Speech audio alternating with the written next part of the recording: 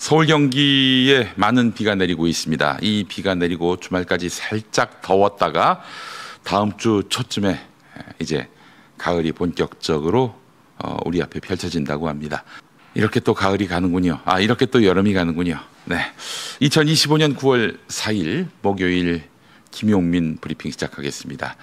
우리 시청자 여러분을 가스라이팅하지 않는 김용민 TV, 네, 여러분의 신뢰의 자산으로 하루하루 방송을 이어가고 있습니다. 오늘 아침 신문들 어떤 이슈에 주목했는지 살펴보도록 하겠습니다. 첫 번째 소식입니다.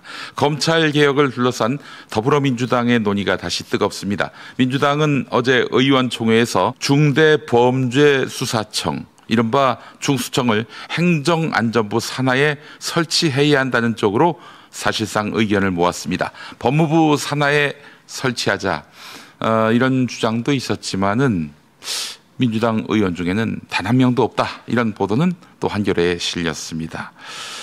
법무부 산하 설치는 검찰 개혁에 역행한다는 강경파 주장에 힘이 실렸고 지지층의 요구 또한 그러하기 때문에 이를 외면하기 어렵다는 공감대가 민주당 내에 형성된 것으로 보입니다. 일부 의원들은 행정안전부 권한 집중을 우려하며 수사 범위를 제한하거나 국무총리실 산하에 설치하자, 이런 제안도 했는데 큰 흐름은 바뀌지 않는 분위기입니다. 민주당은 바로 오는 7일 고위당정협의회에서 최종안을 확정할 계획입니다. 한편 민주당이 추진하는 특검법 개정안을 두고 법무부와 대법원은 각각 파견검사 인력 공백과 재판 중개의 부작용 등을 우려하면서 신중한 접근을 요청했습니다. 하지만 민주당은 소위의 논의 결과를 토대로 해서 제안을 마련해 바로 오늘 법사위 전체 회의에서 개정안을 처리한다는 방침입니다. 검찰 개혁과 특검법 개정, 두 현안이 전국의 핵심 이슈로 떠오르고 있습니다. 다음 소식입니다. 윤석열 정부가 추진한 공적 개발 원조 ODA 사업에 논란이 일고 있습니다. 정부는 캄보디아와 인도네시아에 약 1,300억 규모의 예산을 편성했는데요. 정작 필수적인 현지 법인 실사나 금융계약 절차는 전혀 거치지 않았던 것으로 드러났습니다. 국민, 신한, 우리, 하나은행이 참여 의향서를 냈지만 신한은행은 중간에 불참 의사를 밝혔습니다. 그럼에도 예산은 그대로 반영됐습니다. 전문가들은 민간협력 전대차관이라는 방식 자체가 이례적인데 근거도 없이 대규모 예산이 편성됐다며 문제를 지적하고 있습니다. 국회 예비심사에서도 확정되지 않은 사업에 예산을 세우는 것은 부적절하다는 지적이 있었습니다. 최근 특검은 캄보디아 ODA 사업을 둘러싸고 김건희와 특정 인물들 사이에 청탁이 오간 것은 아닌지 의혹을 들여다보고 있죠. 국민 세금으로 추진되는 사업인 만큼 절차적 정당성과 투명성이 무엇보다도 요구됩니다. 경향신문 보도였습니다. 다음 소식입니다. 윤석열 정부와 통일교의 유착 의혹을 수사하고 있는 민중기 특별검사팀이 새로운 진술을 확보했습니다. 2023년 3월 국민의힘 전당대회 직후 권성동 의원이 통일교 측에 애써 주어서 고맙다, 보은할 길을 찾겠다, 이런 말을 했다는 것입니다. 이는 통일교 교인들의 집단 입당과 특정 후보 지지 동원 사실을 권성동 의원이 알고 있었다는 정황으로 해석됩니다. 이때 전당대회 때 당선된 당대표가 김기현 의원이지요. 특검은 권성동 의원을 윤석열 정권과 통일교를 잇는 연결고리로 보고 구속영장을 청구했습니다. 공소장에는 2022년 대선을 앞두고 권성동 의원이 통일교 측에서 현금을 받고 윤석열 후보와의 만남을 주선했으며 또 윤석열이 통일교 수건 사업 추진을 약속했다는 내용이 담겼습니다. 나아가 통일교가 전당대회에서 윤심 후보라 불린 인사를 밀어주기 위해서 대규모 교인 입당을 조직적으로 진행했다는 정황도 드러났습니다. 특검은 김건희 역시 개입했다고 보고 수사를 확대하고 있습니다. 자, 저희 평화나무가 역점을 두고 타파하려는 것이 있죠. 바로 종교적 가스라이팅입니다. 종교적 가스라이팅 문제를 두고 사회적 논란이 커지고 있는데 오늘 한겨레에 관련 기사가 실렸습니다. 신천지에 30여 년 몸담았다가 탈퇴한 김태순 씨 이야기인데요. 김태순 씨는 매주 1인 시위에 나서면서 가스라이팅에 세뇌돼 인생을 잃었다 이렇게 호소합니다. 김태순 씨는 전도와 봉사 헌금으로 빚만 수천만 원 떠안고 가정까지 무너졌다고 주장합니다. 최근 법무부는 이런 상황을 고려해 부당한 간섭에 의한 의사 표시를 취소할 수 있는 민법 개정안을 추진하고 있습니다. 그러나 현실에서는 종교적 가스라이팅을 법적으로 입증하는 일은 여전히 쉽지 않습니다. 실제로 신천지를 상대로 제기된 손해배상 소송은 대법원에서 뒤집혔습니다. 전문가들은 종교의 자유가 방패처럼 작용해 피해자 구제가 어렵다고 지적합니다. 하지만 정부가 관련법 개정을 추진하고 수사기관도 개념을 언급하기 시작했다는 점에서 변화의 조짐은 보이고 있습니다. 이제는 종교적 가스라이팅을 보다 넓게 인정해 피해자들을 실질적으로 보호해야 할 때라는 목소리가 커지고 있습니다. 이 목소리 사실상 처음 제기한 곳이 평화나무지요. 최선을 다하고 앞으로도 그렇게 하겠습니다. 마지막 소식입니다. 중앙일보 기사인데요. 민주당은 기획재정부를 둘로 나누어 재정경제부와 기획예산처로 분리하는 방안을 유력하게 검토하고 있습니다. 2008년 이명박 정부에서 통합된 이후 17년 만에 다시 쪼개는 것인데요.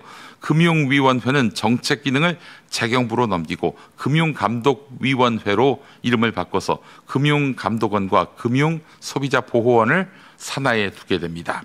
과학기술정보통신부 장관은 부총리급으로 격상되고 교육부 장관이 맡아왔던 사회부총리직은 폐지됩니다. 환경부는 에너지 정책을 흡수해 기후에너지환경부로 개편되고 여성가족부는 성평등가족부로 이름을 바꿉니다. 사법개혁안도 포함되어 있는데요.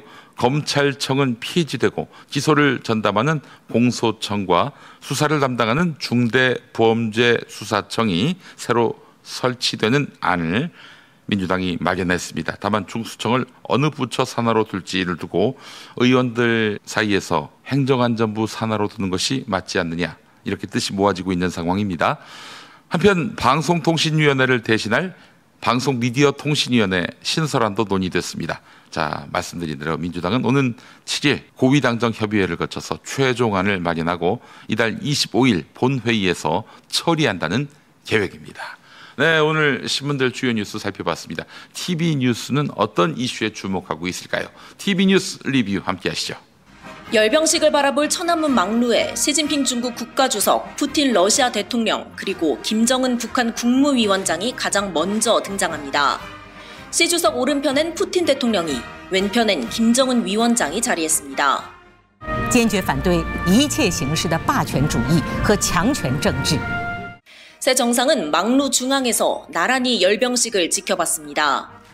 북중러 정상이 한자리에 모인 건 미국과 소련이 대결하던 냉전 시기 이후 처음으로 한미일을 상대로 한 신냉전 구도를 부각하는 역사적 장면이 됐습니다. 시 주석은 때때로 김 위원장과 또 푸틴 대통령과 서로 몸을 기울인 채 대화하는 모습을 연출했습니다. 특히 중국은 김정은 위원장을 푸틴 대통령의 버금가게 예우했습니다. 제자리에서 정상들을 맞이하던 시 주석은 김 위원장이 다가오자 앞으로 걸어나가 두 손을 맞잡았고 정상들의 이동 때도 가장 앞줄에 내세웠습니다.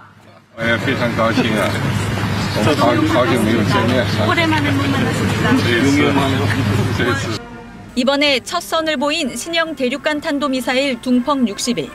함께 공개된 또 다른 신형 ICBM 둥펑 5C와 함께 전 지구가 사정권입니다. 미 본토에 넉넉히 도달하고 다탄도 탑재가 가능해 요격이 어렵습니다. 중국 본토 방어 전략은 미군의 접근을 먼 바다에서부터 단계적으로 막는다는 건데 그 핵심엔 최대 사거리 5,000km로 미군 기지가 있는 괌 킬러로 불리는 둥펑 26D 미사일이 있습니다. 최대 사거리 2,500km, 극초음속으로 활공해 사드 등 요격망을 피하기 위한 둥펑 17에 이어 미 항공모함을 멀리서도 타격할 수 있는 잉지 계열 미사일도 등장했습니다. 지난 2023년 9월 1일 군사법원이 항명과 상관 명예훼손 혐의로 군검찰이 청구한 박정훈 해병대 수사단장에 대한 구속영장을 기각했습니다.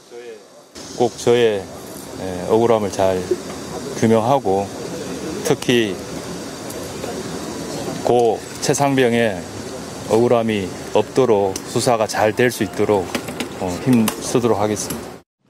그런데 이튿날 오전 10시 무렵 당시 대통령 경호처장으로 보통 서울 용산 대통령실에 있어야 할 김용현 전 국방부 장관이 경기도 수원 중앙침례교회 인근에서 휴대전화를 사용한 내역을 순직해병 특검팀이 확보했습니다. 이 교회는 바로 개신교계 원로 김장환 극동방송 이사장이 40년 넘게 목사로 있는 곳입니다. 공교롭게도 김 전 장관이 교회 부근에서 누군가와 통화를 한 직후인 오전 10시 10분 윤석열 전 대통령이 김장환 목사에게 전화를 건 사실도 취재 결과 확인됐습니다. 두 사람의 통화는 1분 5초간 이어졌습니다. 김 목사는 2주 뒤인 9월 17일에도 윤 전 대통령과 1분 37초 동안 통화를 하기도 했습니다. 김 목사는 지난 2023년 7월 최상병 순직 사건이 발생한 뒤 조태영 당시 국가안보실장은 물론 VIP 경로 당일에는 친윤 이철규 국민의힘 의원 등과 통화한 사실이 드러나 임성근 전 사단장 구명 로비 의혹에 대한 특검의 수사선상에 올라있는 인물입니다. 국회 본관에 있는 국민의힘 원내대표실 압수수색 진행이 그제에 이어 어제도 무산됐습니다.